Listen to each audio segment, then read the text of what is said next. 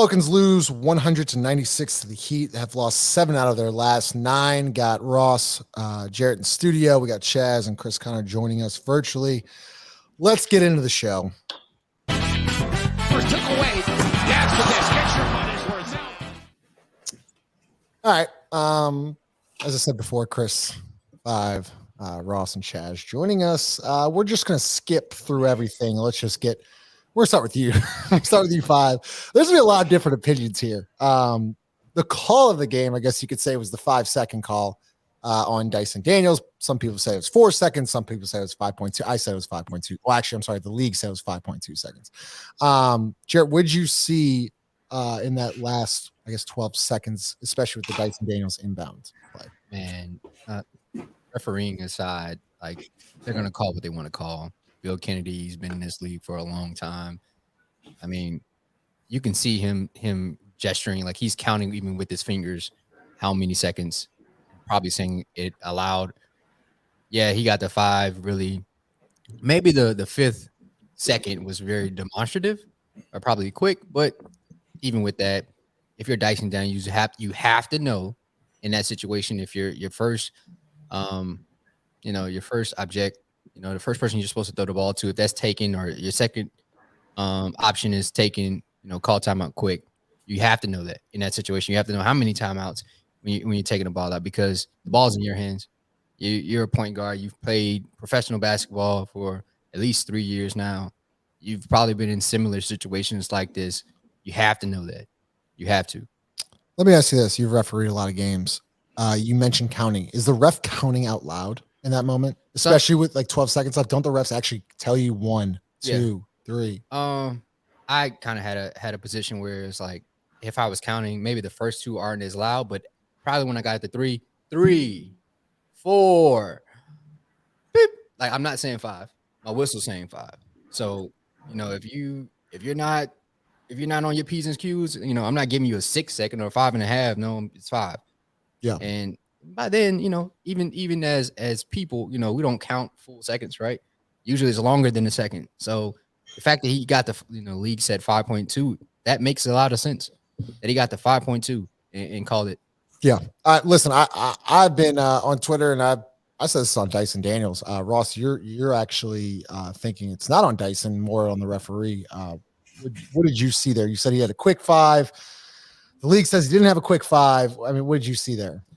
I mean, look, 5 said it best just now. Refereeing aside, I don't think, you watch a lot of NBA games. I do watch a lot. I thought it was a quick trigger. I mean, I thought first off he started counting. I mean, kind of like nonchalantly gives him the ball and then is into like a 1 immediately. And I mean, it's fine. Like if it's 5 seconds, that's fine. I don't see it get called very regular. I mean, I think you see a longer count a little bit. But whatever, it is what it is. Like if he's standing there, he's got to have a little bit better awareness. I have a much bigger issue with your head coach not helping you out in that situation, because he's in theory watching the game, standing next to an official too. And I thought the play we drew up gave us, like, the only secondary option was to call a timeout, because whatever we drew up took forever to get into, and also just sucked. Like like we never got into it. So it was either, it was going to be a turnover if he inbounds it. So I don't know. It's half Dyson not being aware of what's happening there, and the other half is the coach got to help us out with either maybe calling a timeout for me, or let's just draw up something that's not dog shit. Cole, can you bring up the play? Actually, I'm gonna get to Chris and Chaz here because I want to see the play. Let's go to the last call here.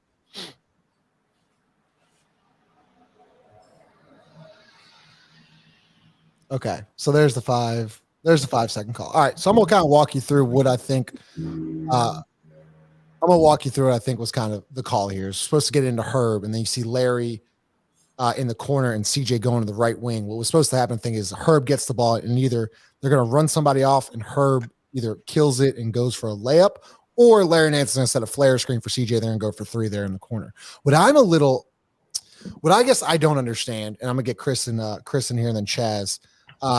You have a rookie inbounding, in which we've already seen him in late game situations. He missed 2 free throws in LA, but late game situations, he's a 19-year-old. That's a lot on a 19-year-old. The second thing I didn't like is Willie Green should be standing next to that referee on the far side over there, just in case if Dyson doesn't realize that he can't get the ball in, then Coach Green needs to be like, hey, timeout right there. Chris, what did you see in that sequence? I think a lot of things went wrong there. I mean, as everyone says, it's on your coach to call a timeout at some point. Maybe someone else on the floor called the timeout. Maybe Dyson called the timeout. I just think that's just a combination of bad actions that happen there all at once, and it's kind of a culmination of what this team has been going through in this latest rough stretch. And man, I mean, it sums it up.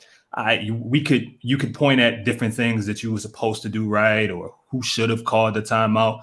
Right now, things aren't going this team's way, and this type of loss, this type of ending, just adds to the frustration that we've already been seeing. Yeah, Chaz, go ahead. I think this whole conversation is a waste of time. Because, all right, they turn the ball over there. You had a gluttony of turnovers to end the second half. You get the ball back in the same scenario and you still lose.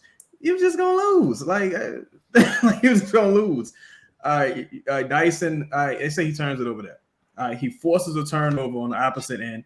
Same another ATO opportunity with Herb inbounding this time. CJ takes a good shot, misses it, you lose the game.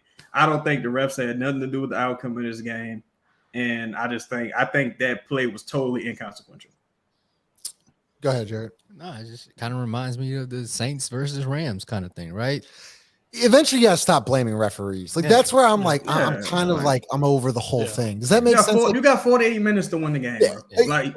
Come on. Did the referees blow a 16-point lead and have 6 consecutive turnovers there late in the second? No. Also, people are talking about, well, Dyson got it in with 4, after the 4 count. Kyle Lowry, the next possession, called a timeout after his 3rd count. That's a veteran. That's a 6-time NBA All-Star. It's an NBA champion. It's a rookie mistake. It is what it is. I understand Dyson Daniels had a great game today. But at the end of the day, Dyson, he had a good game. Sorry. He had a good game, Jared. I mean, he had a productive game today. And also, you wasted a really good Larry Nance performance. But Jared, I mean, you love going for the win. And I'm glad Chris brought that up, or Chaz brought it up.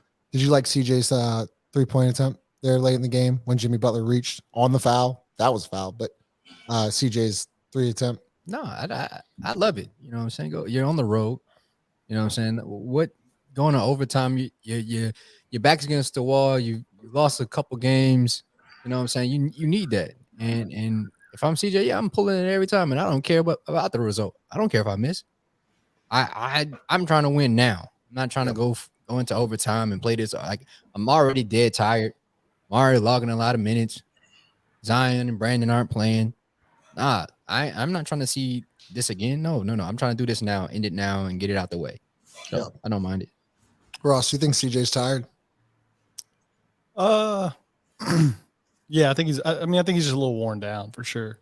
I mean, it's a lot on his plate for the last 3 weeks or whatever it's been. I mean, yeah, I think he's a little worn down. And it's like it's half he's a little worn down and half of like it doesn't take a rocket scientist to watch any game of our last 2 weeks and be like, yeah, we just not gonna let CJ beat us.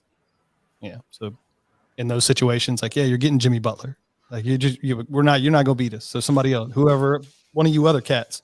Like that's just it's like a heavy load of, I mean, you guys talked about it before we went on. A lot of time, I mean, he was getting doubled. Like they're just not letting him get the ball. That's what led to a lot of these turnovers. I mean, I think mentally and physically, yeah, he needs somebody. He needs some help. When you say help, you mean Brandon Ingram, correct? Yeah, I said 3 or 4 games ago, I think every game we lose until he comes back is Brandon Ingram's fault. You want to blame the referees or whoever else? I'm not. I'm blaming Brandon Ingram. You think he should already be back? I mean, what the hell's, yeah. Missed 30 games with a bruised toe. Like, unless it's something else, I don't know. I'm just going off it. Like, if he's got a bigger issue, that's cool. I mean, but lack of, anything other than that, yeah. Like, I think this is an egregious amount of time that he's missed for this. Unless it's something bigger. How many games total has it been? Is it close to 28, 30 now? I think it's is it 28 straight or something? I think so. I think it's Take a Chris, swing. does Brandon fix these problems? No.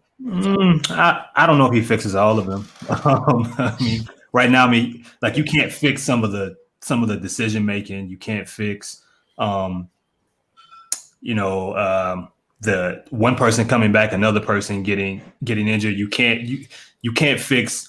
He can help. He can help, but I think right now, a lot of people like in this game against Miami.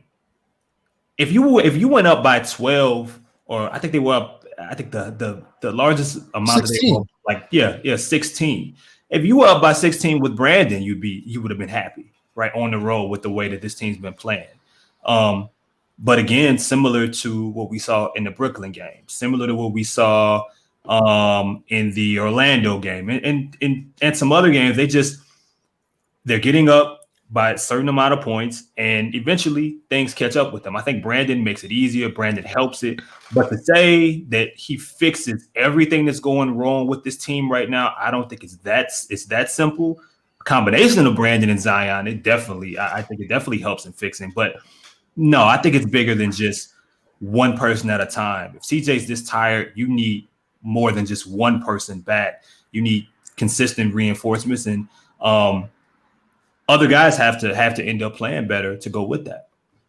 Yeah. Chaz, they've lost 7 out of their last 9.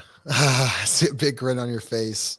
Is it time to make a move now? Not wait till the All-Star break, because I don't know if this team can keep up like this going to the All-Star break. I know they're supposed to get Brandon and Zion back, but we might get a Zion update here in the next couple of days. But go ahead. I think the thing people miss, even when we had Brandon and Zion together, they weren't playing that good. Like they were beating like mid-tier teams. They were winning more often than not. The best brand of basketball this team played is with Zion alone versus, Zion and Brandon. So if Brandon comes back, it's like, yo, you needed reinforcements since this offseason. And personally, I don't blame Brandon for what's happening. For one, because, it's impossible to know what's going on with it physically. And for two, dude, like, let's take the Magic game, for example. Okay, Brandon, let's say he's hurt, right? Even a guy like Devontae Graham, who people blame a lot, right? Let's take him out of the equation. You have the 8th pick, the 13th pick sitting on the bench. When they do play, they're not worth a damn, like, or darn. They're not worth anything. Like, they're no benefit to you. You missed so many times in the first round. You punted most of your reinforcements already.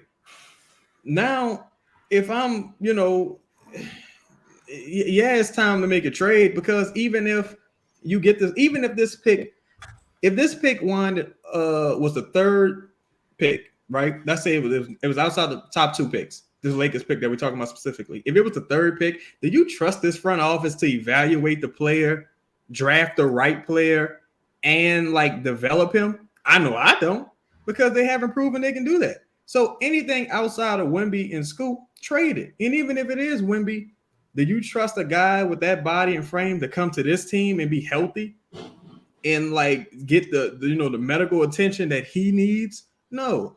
If you keep this pick and it's the top pick, you need a total staff medical. You need a medical and coaching staff overhaul. You're like, whoa. We're not gonna make the same mistakes we've made the last 4 or 5 years, however many years.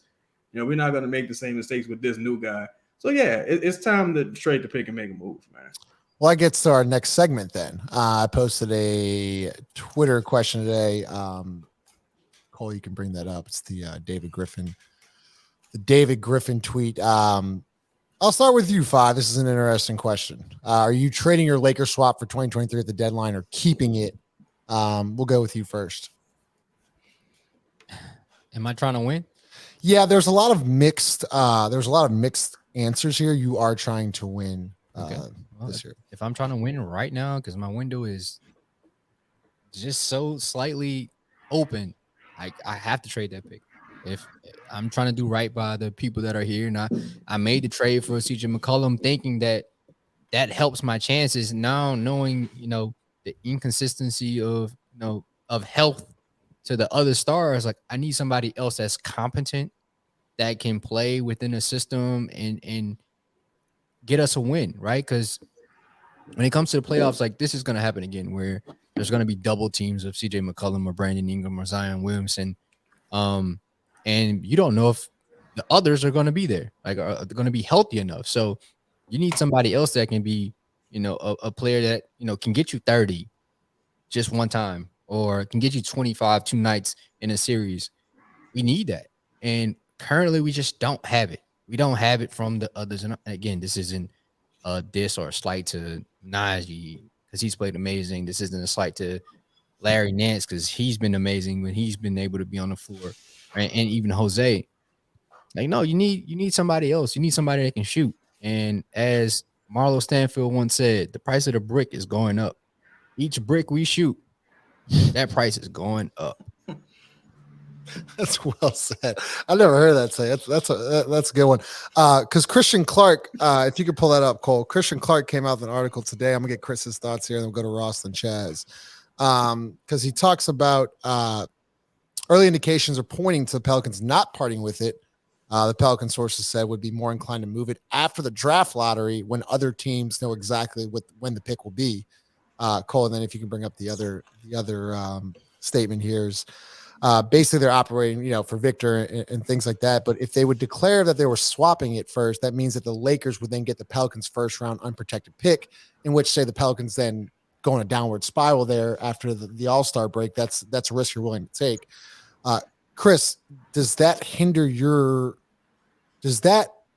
comment right there from Christian Clark's article on NOLA.com, does that kind of make you question to move that pick, or are you still ready to move on? I think it's all about context. I wouldn't just trade the pick for a lateral upgrade.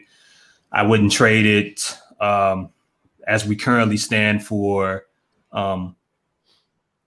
anything other than someone close to being a fringe all-star, because if you don't get more than 10 games, or if you don't get a certain stretch of healthy games between your core to begin with, then more than likely whoever you trade for is really not going to make that much of a difference in regards to your long-term goals to begin with. And I think that Lakers pick, while it's going to be curious to see where it ends, and I don't think that you are looking at a top 5 pick. I don't know if even top 8 like it was last year is where you're at, but I do think that that situation with the Lakers relying on, as great as LeBron James has been, someone who is 38, 39 years old, a lot of miles, Russell Westbrook, a lot of miles, a physical style of play, and any type of any waking second, even with Anthony Davis returning, can end up having him injured. It still can be a powerful asset in which you may be able to do a little bit more and be more flexible with it once you know what you have. It doesn't mean that you don't trade it necessarily, but I wouldn't trade it for, say, like a Gary Trent Jr.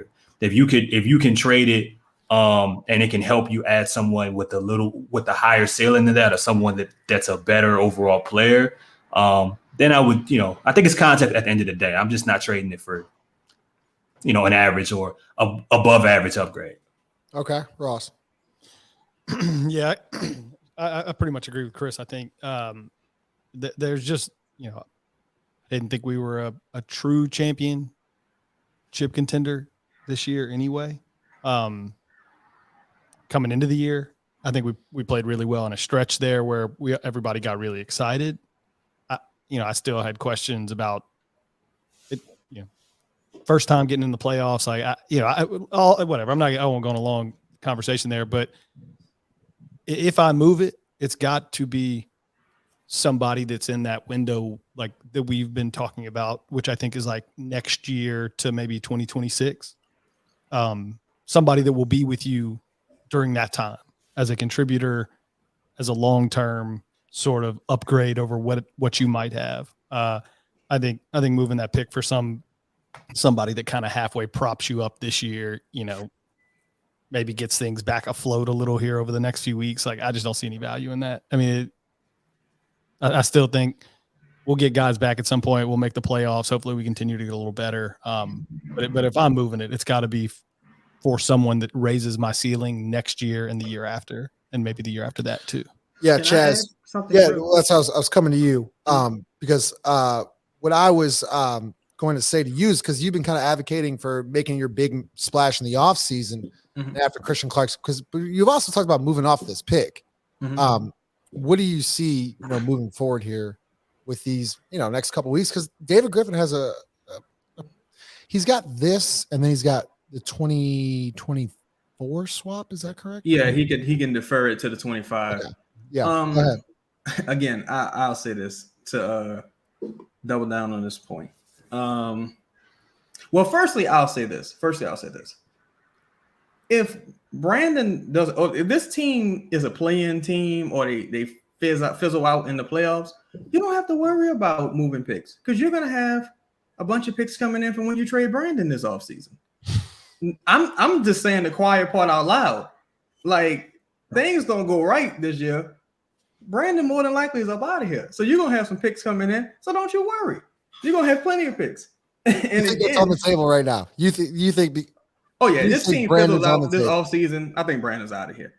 I think Brandon's out of here at minimum by the deadline. Why? Minimum at Because the deadline.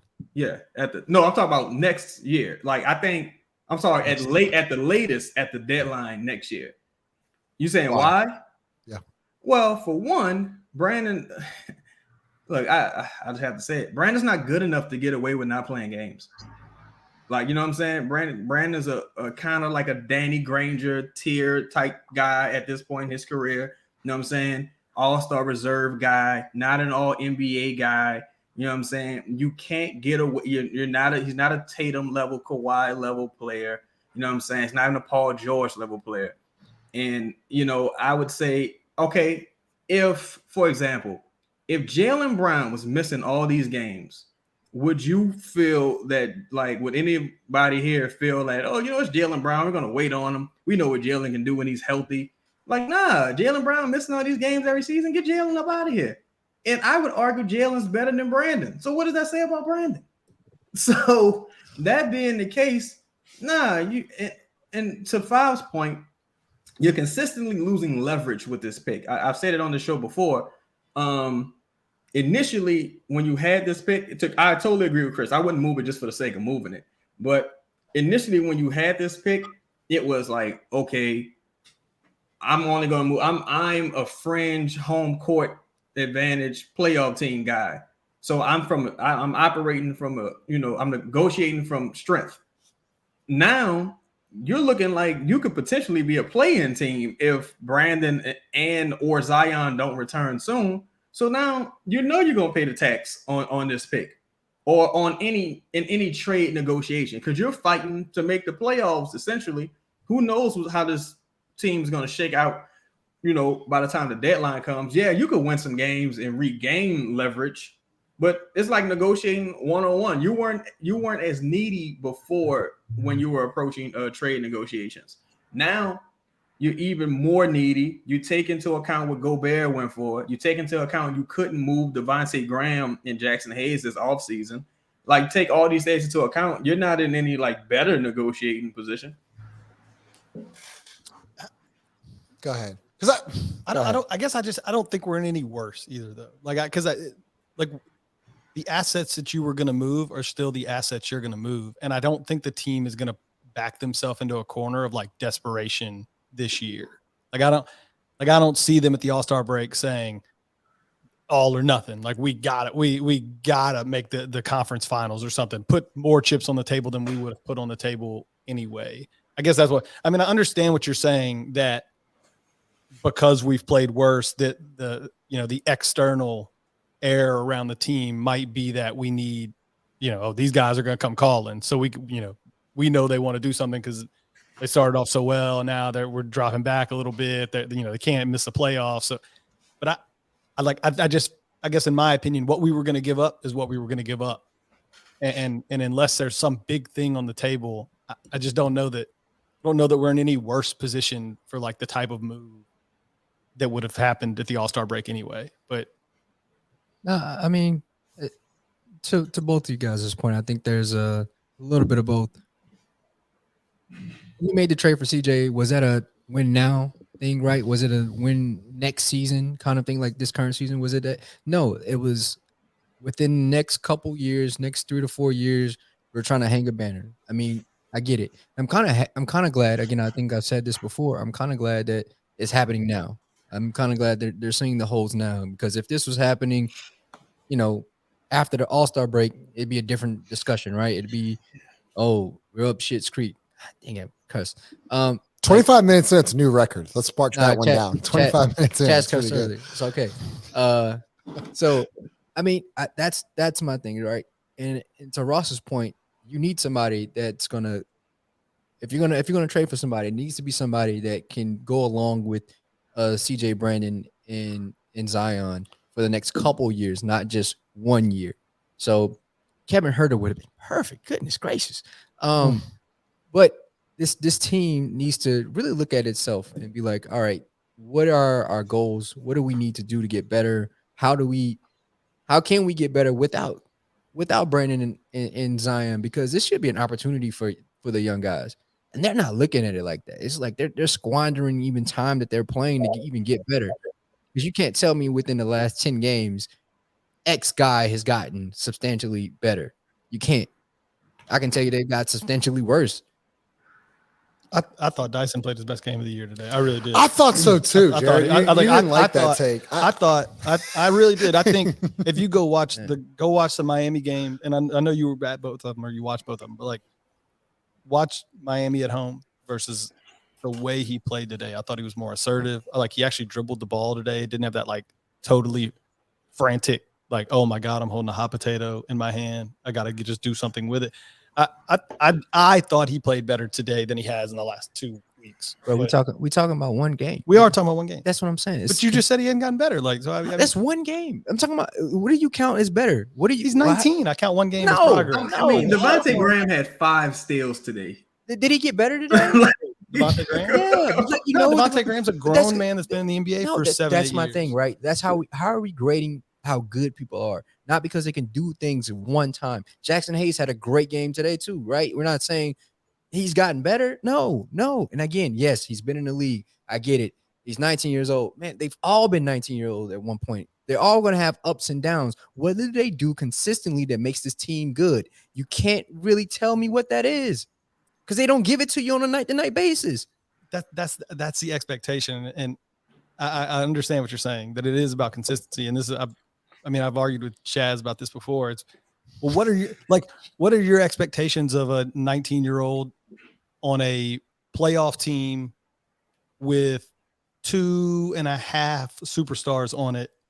Like what were the expectations of that? Because you can't just say, hang on, you can't just say, well, he's the 8th pick, he's supposed to be doing this. Go look at who 9, 10, 11, and 12 were. No, I'm not. Like, I'm looking at him. I'm grading him off him. Right. I'm not grading him off who's behind him. Right. I can do that with Kyra. Sorry, no disrespect. I can do that with Kyra because he's not even playing, right? Mhm. I'm talking about Dyson Daniels, who is playing right now because this player was told to me that he can get to the rim and he has a nice floater and he's really good on defense and he's like, all right, those things are good. Can you do them consistently? That's what this league is about. It's a make or miss league. I don't care that you're 19. I do not care that you're 19 years old. When do you make that evaluation? Because I could point to, I mean, just a bucket of players that were, call it bad, for at least half a year, some of them 2 years. I mean, when do you, because you're saying a small amount of time consistency. I'm saying we're not even the All-Star break of year one.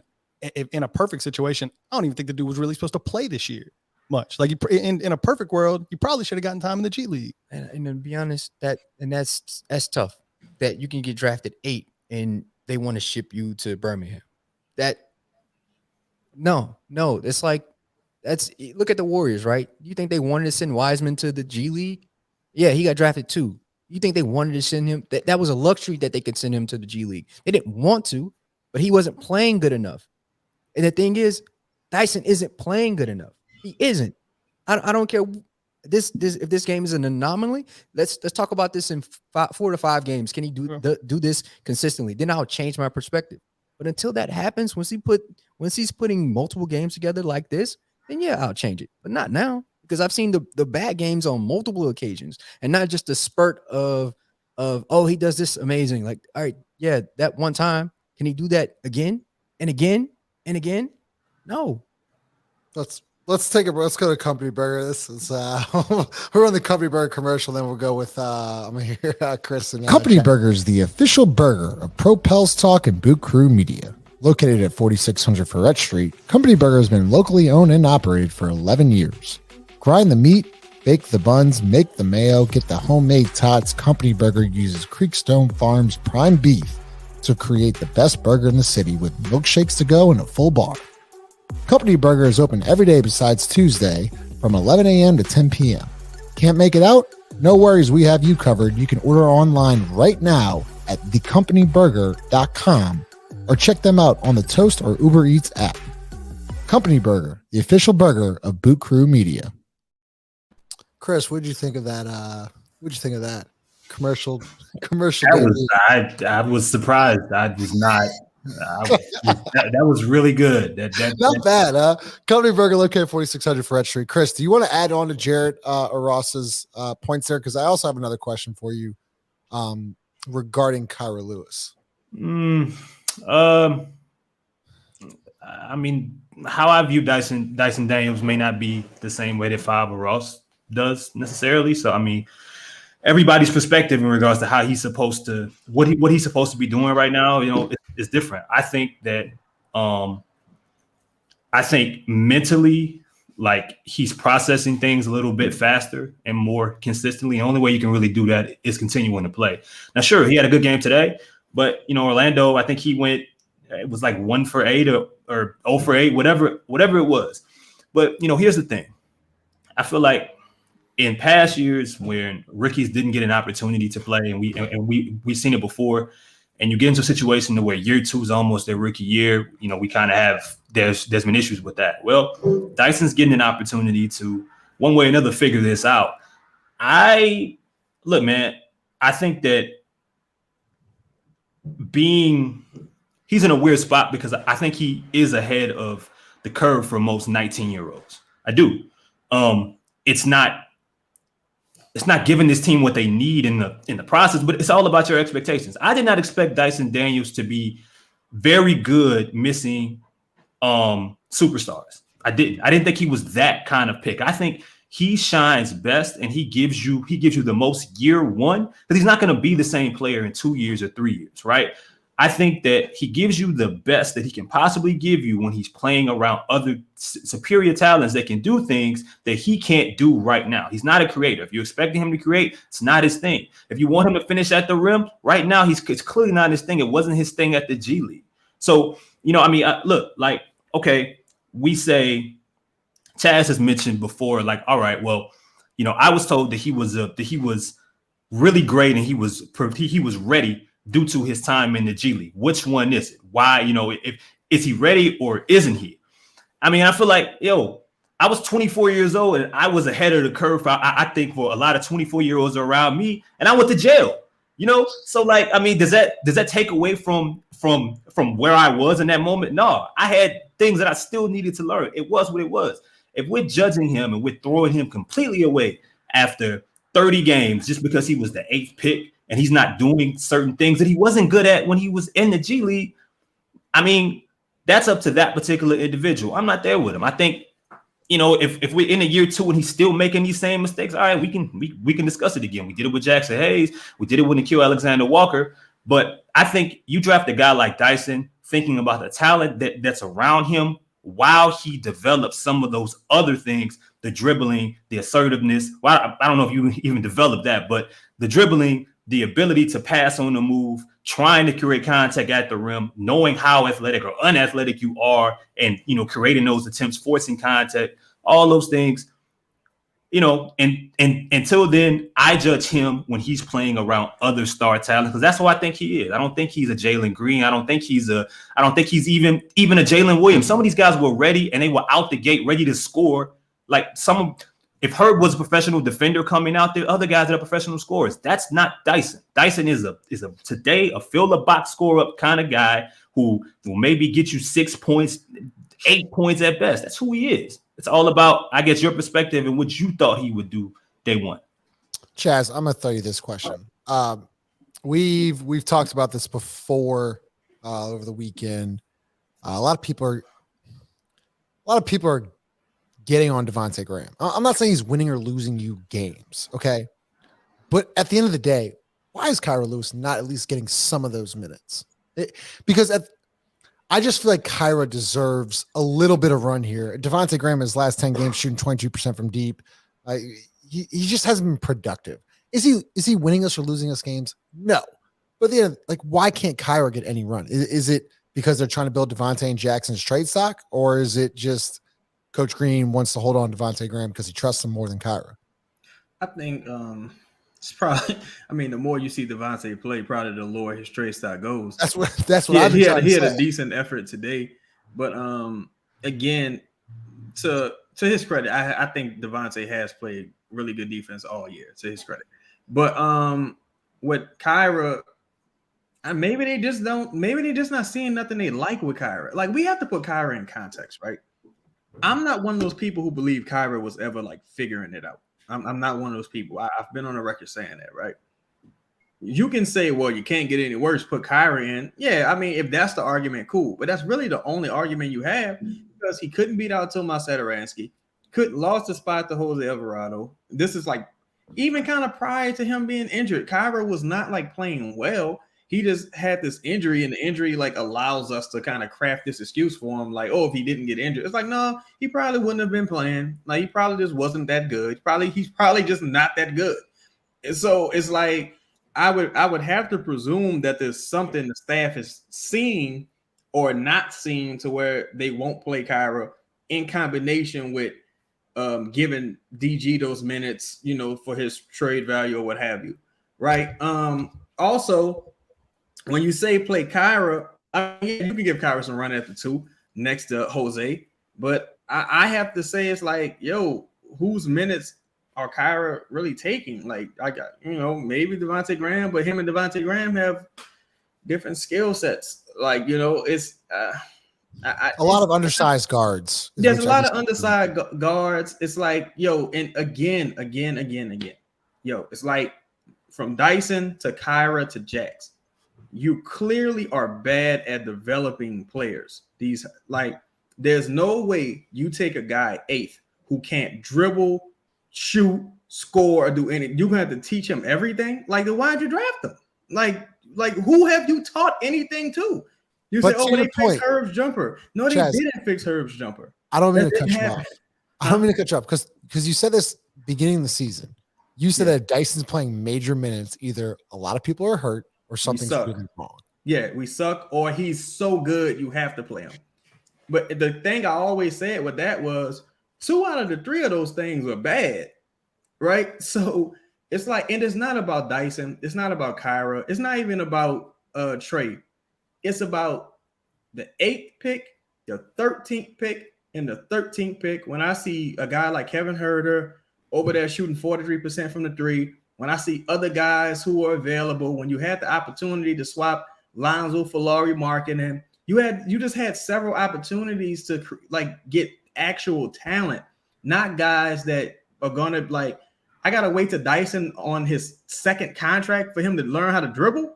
Like, what kind of what kind of stuff is this? Like, what did you see that made you say, yo, that's what's missing right there? We need a guy that can't do anything but defend.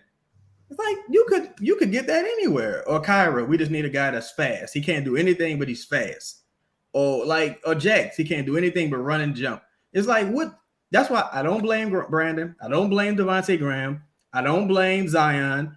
I blame Willie even to a lesser degree. I blame Trajan Langdon and David Griffin's lack of talent evaluation in the 1st round, and you keep drafting these guys that you have to develop when you know you can't develop them. That's who I blame. I'm gonna get to you 5 in a second, but I keep looking at this draft class, and you miss out on Cole Anthony, you miss out on Sadiq Bey. Miss out on Cole Anthony and Sadiq Bey. Like, there's those 2 teams. First off, no, stop. Because this just drives me nuts. Because I'm not sitting here saying that the guys that we have are all stars or something, Go look at the guys drafted after. They were drafted on clearly worse teams across the board. Tyrese Maxey. 15 picks later, Justin. Tyrese Maxey was drafted 21. Okay, then 20 teams in the league missed him. 20 teams in the league missed him. Peyton You Pritchard. can't do that. He's terrible. He's an average player. Cole Anthony can't take over a starting spot for a team that like would let Chaz play point guard for the last 3 years if they could. Like Sadiq Bey, the Pistons are not even quietly shopping him. They're openly shopping him. Like, hey, if somebody will give us a first, he is yours. You can't cherry pick the draft. And this is why, like, I disagree with a lot of what Chaz says about our players and how they should be playing and how they're being developed and what we should do. The one thing you can't disagree with him on is like, this is the risk of the first round. This is the risk going into it. What like, Chaz is saying is that we're not good in the first round, so why do we have all these first round picks anyways? And what I'm saying is that nobody's good in the first round. And so it's like, yes, it's easy to pick on it and say like, oh, well, yeah, we're not doing this, that, and the other. And I just go look at the guys drafted after. They're all drafted to worse teams. A lot of them can't even play for worse teams. But Ross, so you're Like, saying at least our guys are playing. Like we feel decent enough about them to be like, maybe by injury or maybe otherwise, right? But like, at least our guys are playing. That at least tells me like, there's something there. Like, yeah, and it might take longer. Maybe they never get there, but like, this is the risk of the draft. And if you don't, and I think we're at a point now where like, yeah, we probably don't need to take the risk anymore with the draft. Like, because we have enough stuff going on. Like, this is the whole point. And I agree with Chaz in the offseason. Like, you got to package all this stuff up in the offseason and go get like somebody who's going to help next year, the year after year. I'm totally on board with that. But I think to just keep beating us down over like, well, you took Dyson 8 and you took Trey 16. Well, like, go look at them versus the dudes taken right after them. Ross, Who can the I ask hell you? were they supposed to take? Like, what? Ross, can I ask you two questions? Yes. First question, right? What organization has ever started off with more than the New Orleans Pelicans? What do you mean? I don't know that I follow the question. What Organization franchise has has ever started started off off with more than us? Yeah, number 1 pick, 2 number 2 picks, right? 3, the number 4 pick, the number 8 pick, the number 13 pick, and the number 13 pick, and have all in position to be a play-in team this year. And the second question would be, God, I kind of forgot the second question. Wait, and the second question would be, okay, why do we don't want to be like every other team. We want to be good. I don't care what every other team fails at. I want to win. So why would I care what the other 20 teams do? I want to be good. So like if I have this gluttony of riches in this treasure chest and I want to be, I want to have a champion. Like Zion came into the league top 20 player. Like the guy is that talented. Second year, top 10 player. Third year, he gets hurt. Brandon, most improved player, but he's a number 2 pick. Lonzo, number 2 pick. You strike gold in the second round, but you keep missing in the first round. Like Jackson Hayes wasn't even playable last year until, injuries. This year, Jackson Hayes wouldn't be playing again until injuries. Kyra can't get on the floor. You know what I'm saying? Trey Murphy, bench for Gary Clark last year. What's the guy? Jared Harper playing over Kyra last year. I think that was even before Kyra got hurt. It's just like he can't beat out Thomas Satoransky. It's just like our evaluation. We're like the Kings. We would make fun of the Kings if the Kings were this bad at drafting players. When they drafted Willie Cauley-Stein, Marvin Bagley, all these guys who just, a quote unquote bust. We would make fun of the Kings. So since it's us, we can't just give us all this benefit of the doubt. It's like this front office is failing to some degree. Yeah, and I'm not giving us the benefit of the doubt, first off. I think that it's easy to play like Monday morning quarterback with the draft. Like it's easy to, how many teams are sitting there saying, poof, man, it'd have been nice to have Jose Alvarado. He didn't even get drafted. Like he could soak up 15 minutes a night for us. It'd be nice if we'd have taken Herb Jones. He probably could have slotted in as a defensive specialist for us. Like it's just, you can do that with every team could do that. And it's why I agree with you. It's this is the risk with the draft. And I don't think we should be exposing ourselves to the draft too much moving forward. But to kind of go back to your previous, what I think was your first question was, I can't answer that because the guys that we have drafted, in my opinion, were drafted to be around our two superstars who never play. Like, we drafted Trey Murphy because in theory, his elite 3-point shooting should have been ideal next to Zion and Brandon as he continued to grow and develop the other parts of his game. Like, we drafted a skill set there. Like, he still shoots the hell out of it. Like, he's still like an above average 3-point shooter since he's come in the league. We drafted Herb Jones as a defender. We drafted Dyson Daniels as like a connector and another defender. Like, so it's hard for me to sit here and like totally Monday morning quarterback the draft and criticize every one of these players down to like a fault, because the two things that we put that were in place, the centerpiece, the foundation, it crumbles every time. Like, we haven't had a chance to really, really look at that and see how these guys develop around them. Now, I mean, were they the best player available? I don't know. I can go back and look at all of them, but it's hard whenever the main stuff isn't here. Let's let Jared get in here. He's been waiting patiently. Yeah, Justin, you're gonna like this one. We keep drafting like these skill sets. We're not drafting players. Like, I'm tired of, but this is what he's good at. No, can you play basketball? Can you be an overall basketball player and affect the game Yeah. in multiple ways and not just one? You know me too well. Yeah, like forget that Trey Murphy's a shooter. Like, no, can you? Oh, they're gonna close out on you hard. Okay, pump fake. Let's get to the rack, or let's pull up. Can you be in situations where the ball may be in your hands and you're not used to playing point or two guard. No, do something with the rock. For Dyson, right? Yeah, you're a point guard, but let's try to get to the rack, not just pass the ball when you're on a fast break. Let's look at the rim. Let's do it like finish. Yeah, 2-on-1 break. Like don't give it up. Like, yeah, if they don't commit, like let's go get a layup. No, we have skill set. We're like LeBron. Like, he wants people around him that fill gaps. No, we want basketball players. I think we should want basketball players at the end of the day. I'm not saying that they're not. Again, there's no disrespect. I'm just saying at some point in time, like the ideal spot for you should go out the window and you should play basketball. It's hard to blame the draft, and I'm not trying to be a jerk. I'm really not. But I just Trey Mann, Kai Jones, Jalen Johnson, Keon Johnson, forget that Isaiah Jackson, Ross. But these are listen. Go get people that already in the NBA that can go play basketball. All right, forget the picks. I agree. Forget the picks. Then that's what I mean. I think that's my point as well. Yeah, okay, just trade the let picks. me finish this. That's what my problem is. I think the Pelicans are more reactive than proactive when it comes to this. They're a year late when you're talking about going to get somebody to add to this team rather than drafting Dyson Daniels. Like, all right, cool. He's a good player. He can play.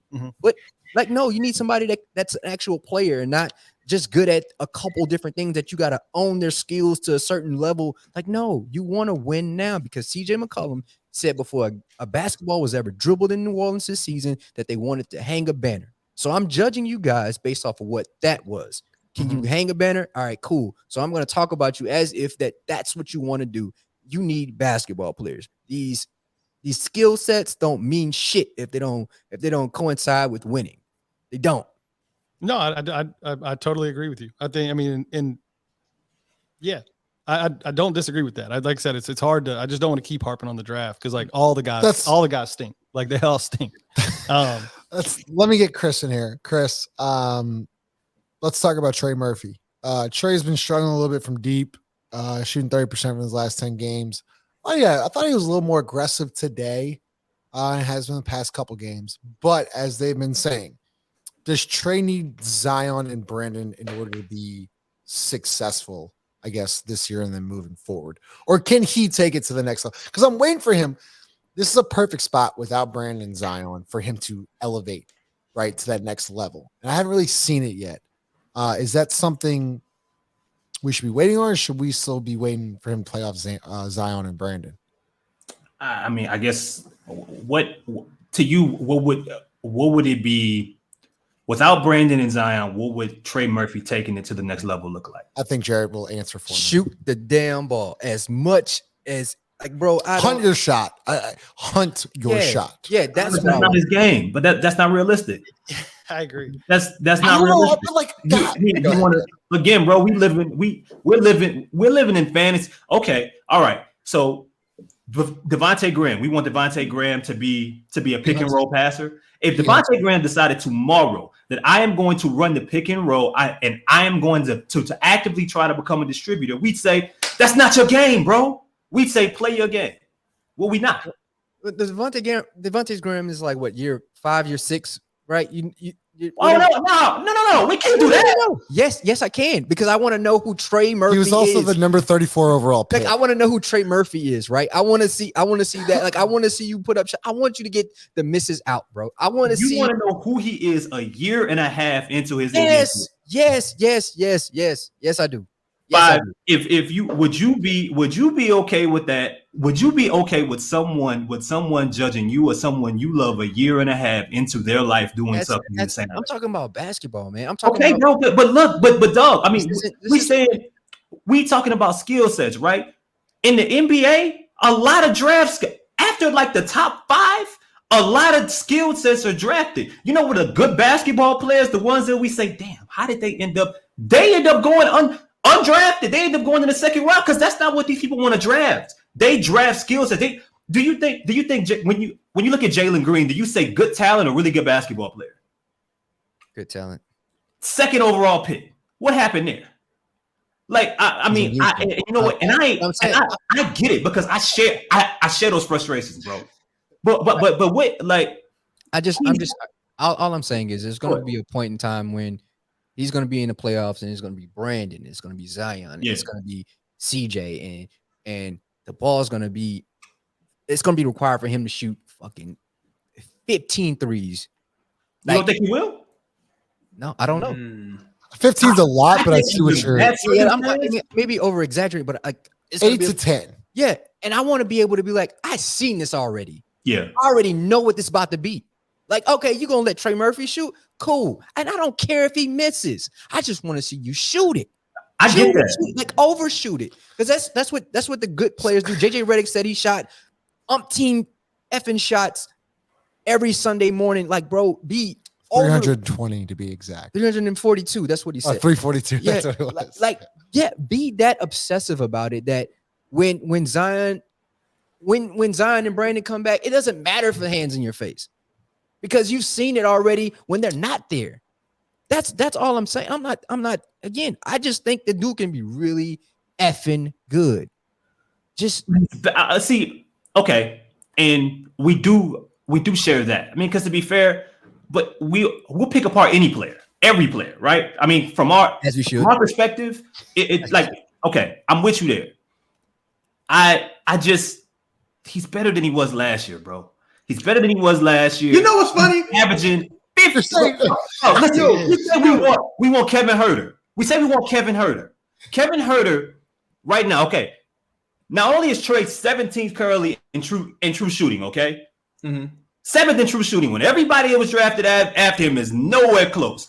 I'm still harping on the fact that year 2 for a dude that's played just over 100 games, it's right there at 50, 40, 90. Kevin Huerter is averaging 15 points a game. Shout out to Kevin Huerter. What year is he in? I don't remember. They should have traded for him. They should have had him on the team, but we can't compare him to Trey Murphy, can we? No. He's what, 4 more minutes than him is averaging what? I want them both on the same team. I want them both.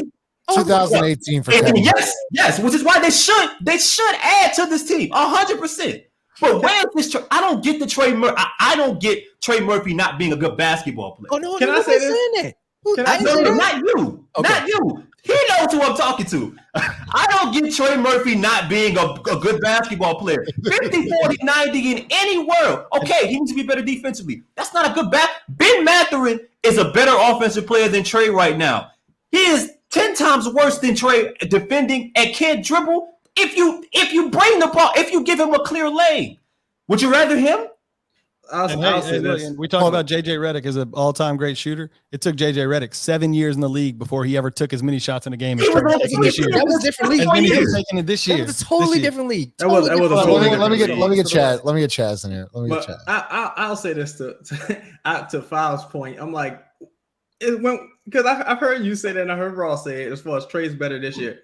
We didn't even see Trey last year. So he could be the exact same. Honestly, when I see Trey this year, he looks like the exact same guy who saved Willie Green Chaz, you several don't believe that, times bro. this year. You don't believe Yo, that. Ain't no way you believe that. Yeah, he looks like a good shooter and he can dunk. Now, I will say he regressed as a rebounder because the guy who I thought Trey would ascend to, I haven't seen that guy yet, but I thought Trey was a really good rebounder who could shoot and dunk. I just didn't think he could do anything else. You think he's the same exact player from last year? I didn't see enough of him last year. I only saw Trey in like 20 games last year. From what you saw, though, period. I mean, from what you saw, you think he's the same playoff included? He's the same exact player?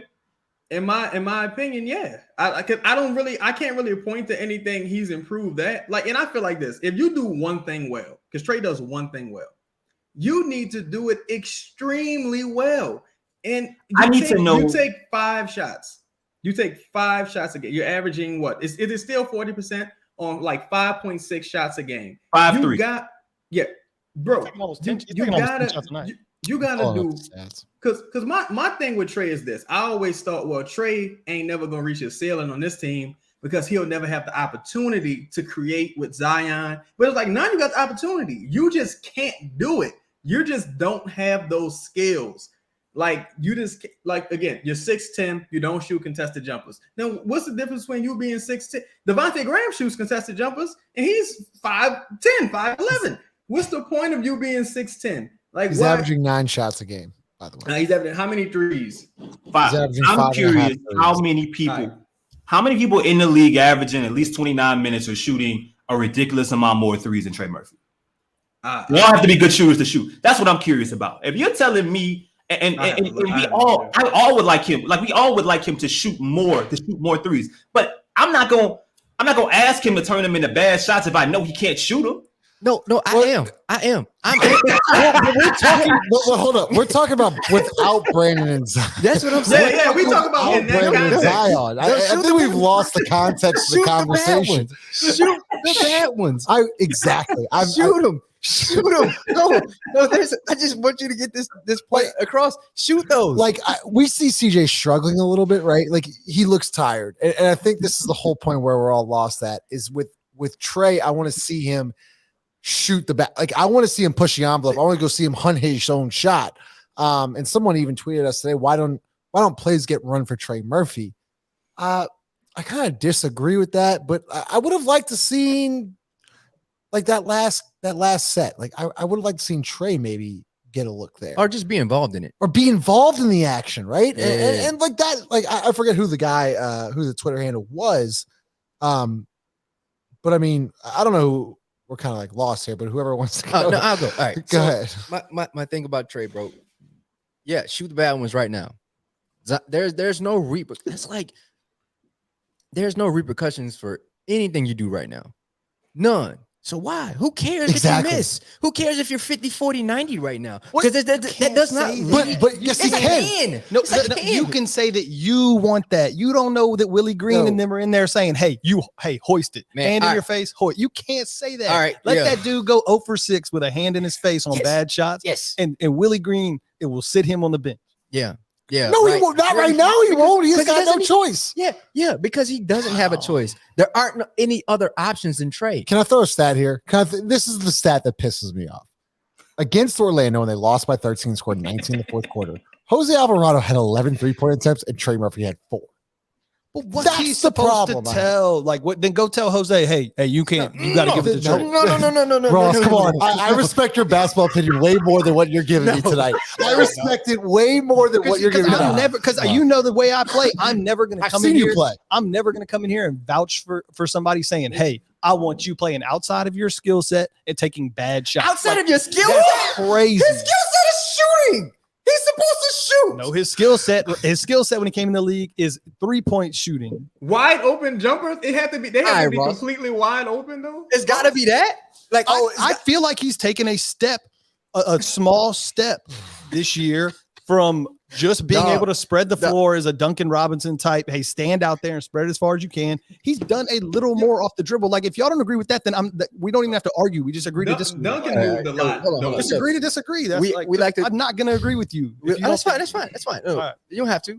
A lot of people will. Cam Johnson. That's fine. A lot of people don't too. That's fine too. I don't like them. Phoenix, right? You like to compare this team to Phoenix and how things are run. right? Cam Johnson's always thrown out as like Trey's like counterpart, right? His count, yeah. Right. Dog, you see Cam Johnson play basketball? You ever like dudes shooting anytime, any glimpse? That's what I want from Trey. If it's a glimpse of air, pull, because eventually it's going to be like that. It's going to be tight situations where it's close. And I don't care about his numbers. That doesn't affect how I view him. His numbers are not, of course, Cam is not going to be 50, 40, 90. But if you watch the last game, I think it was the last national TV game that Phoenix just played, Cam Johnson just came back. DeAndre Ayton said if Cam's on the court, it's a different feeling because everything's spaced out. And I would love for Trey to have that effect on this team. And what's funny about Cam Johnson is he shot 39% his rookie year, 34% his second year. Do you think he was better his first year or second year? Personally, me, obviously his first year. You think he was? I think he was better. Last year, I thought he was getting the max. This is his fourth year. Well, I went from his rookie year. He was drafted. I'm talking about last year. My bad. Well, last year he was unbelievable. He was incredible. I thought last he was year. getting the max. I was saying his rookie. This is his fourth year. Yeah, his rookie season went 39, 34. Now he's shooting 42 and 42. So Trey Murphy's already exceeded that his first 2 years from Cam. If Cam Johnson, but Jared, I agree with you. I think Trey Murphy, and the reason why I think this is that I think that he can be really good. And we've seen him work on his dribbling in the offseason and things like that. But I want to see it from practice to the game. I haven't seen that just yet. But Chris, back to the original question here, closes out. His last 10 games, he's struggling a little bit. Do you think that Trey is missing a little bit of Zion and Brandon? Well, not necessarily Brandon, but Zion. Especially because he doesn't like to shoot contested shots and things like that. Do you think he's missing him a little bit? He enjoys at this stage of his career, who knows how long this will last, but he enjoys, like, I think his like all of his best the best lineups with Trey Murphy have Zion in them. And I mean, I'm sure that's the same for a lot of different players, but his skill set works best with people that can create, that can allow him to do pretty much what he is right now, a shooter that can attack closeouts every now and then. He'll go to the rim, and if it's not a dunk, pump fake and try to get to the free throw line. I would love to see a lot more than that, but I think right now that's what he is, a really good 3-point shooter and a dude that can attack hard closeouts, whether that be getting to the free throw line, dunking the ball, or finding it on an extra passer. And Zion allows him to do that because the coverage is different. That's just where he is right now. Because that's a great point you made. Because he's the second best free throw shooter in the entire league. And that's why I want him to go just downhill at all times, because he can get 6 to 8 points from the free throw line. That's all I'm saying. And I think Trey has a great opportunity. First off, he's a great kid. I think that he has a great future. I just want to see a little bit more from him. And defensively, Ross, you mentioned he's gotten a little bit better. I like to see him rebound a little more, but he's going to get there. I know they've lost. Listen, it's bleak right now. They've lost 7 of the last 9 without Brandon and Zion. We'll go Chaz and then Ross. You can close this out. Is it? I don't know. What's the question? We talking about? I don't have a question. Just maybe a thought. I don't know. I didn't want to put the Birdsall commercial in there just yet after that, but I figured you could. Look, at the end of the day, man, no front office has been gifted more than this front office. You keep fumbling the ball. Keep fumbling the ball. Some of it's your fault. Some of it's not your fault. Going into this year, you know who these two guys are. You know who these two guys are because you was ready to trade one this offseason. And the other one, you wasn't even sure he was coming back. So you know these two guys can't be trusted to stay on the court. You had the assets to do something. You sat on your hands and you did nothing. Now you look like a stupid team or a stupid front office that did nothing. The Kings have passed you up. The Grizzlies look great. They are an acquisition away from being a perennial Western Conference Finals contender. And look at you in year 4 with the number 1 pick, a gluttony of assets, and Brandon Ingram, and you're still fighting for a playoff position, play-in position, rather. Correct the course, get rid of all of your first-round picks, and let's get some talented players who can help you win now. That's a little heavy. Ross, close it out. Yeah, I mean, I look. He makes a good point there. I think the one thing that we haven't really talked about much, and I mean, it sort of gets skirted around, is that like doing something is kind of a necessary evil, I think, from where you are right now. Because when you look at the other side of this coin is a salary cap. Like, you need those first round picks to a certain extent, or you need cheap labor. Because I mean, I don't have the number like on the top of my head, but it's got to be probably 120 million on the books next year for Zion, Chaz BI, CJ, and JV. If you those four, what is it's close. 117, 100? It got to be 120, something like that. You're close because so like that's 4 dudes. Like, you got to fill out the rest of the roster somehow, and it can't be, unless one of those guys or two of them are coming off.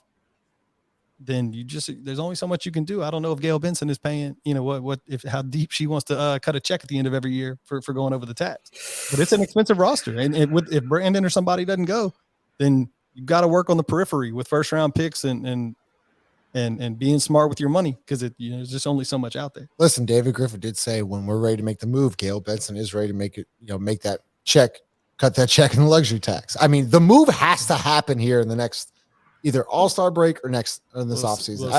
I just, then there's no better other time. Like, there's no better time to make the move than either now or in the offseason. So, presented by DraftKings Sportsbook, the official sports betting partner of Boot Crew Media. Chris Connor, Jarrett, as known as 5, Ross, and Chaz. Before we get off, make sure you like, comment, subscribe. Of course, I missed that. I always got to do it in the beginning. I always mess that up. But before we get off, let's hear from our friends at Birdsall Law Firm. This podcast is sponsored by the Birdsall Law Firm, the official injury lawyers of Boot Crew Media. Birdsall Law Firm is a family practice that has been a staple in the greater New Orleans area since 1963. Specializing in automobile accidents and slip and falls for the past 60 years, you can trust the Birdsall Law Firm to handle your claim professionally while treating you like family in the process. The Birdsall Law Firm is located at 918 Poydras Street near the Superdome. Give them a call today at 504-523-5413 or message them on Instagram if you or someone you know has been involved in an accident. Be sure to mention Boot Crew Media sent you to get your free consultation today. Once again, you can reach them at 504-523-5413. That's it. Chris Connor, 5, Chaz, and Ross, we're signing off. Before we get off, I do want to say congratulations to Lito. He will soon be a father. I don't know if we're going to do a podcast before that. So congratulations to Lito, Father Lito. Round of applause to you. Welcome to the family. So we will see y'all. They got Tuesday, Wednesday, Saturday. So we'll see y'all Tuesday night for the recap. See y'all later.